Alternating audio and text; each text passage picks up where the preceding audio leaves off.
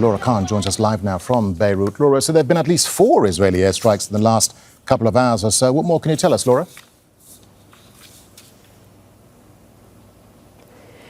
Yeah, absolutely. They started at around 11 o'clock in the evening and went into the night. But there's been a lull now for about 3 hours. They hit the southern suburbs, which are predominantly empty. Thousands of people have been forcibly displaced from these what were highly populated areas up until just over a month ago. So they hit Barajna, which isn't far from the airport, Harek and Leilaki there. Now, it does come after the night before, Monday night.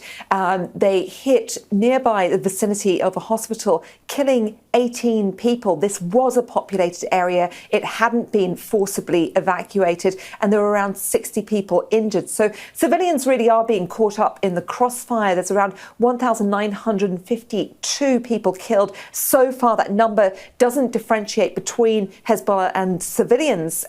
But Israel does say that it's only after civilian infrastructure targets people, but they are continuously bombing not only the southern suburbs, but the surrounding areas as well. And this is the one thing that's caused so much trauma and grief among the population. Yeah, Laura, and Israel claims it's killed Hashem Safieddine. That's the man expected to be the next leader of Hezbollah. Has the group said anything, Laura? Hezbollah hasn't released a statement just yet. Now, this so-called assassination attempt took place on the 4th of October. The southern suburbs were heavily bombed that day, and Israel's now claimed to have killed Hashem Safieddine. He is a very important high-ranking member of Hezbollah. He was essentially second in command. He was a member of the Shura Council, which is Hezbollah's governing party, and he was also the chief of the executive council. So some very high positions there. But he was also the cousin of Hassan Nasrallah, the Secretary General who was killed on the 27th of December by Israeli forces. But what we do know is on the 4th of October, this area was so heavily bombed.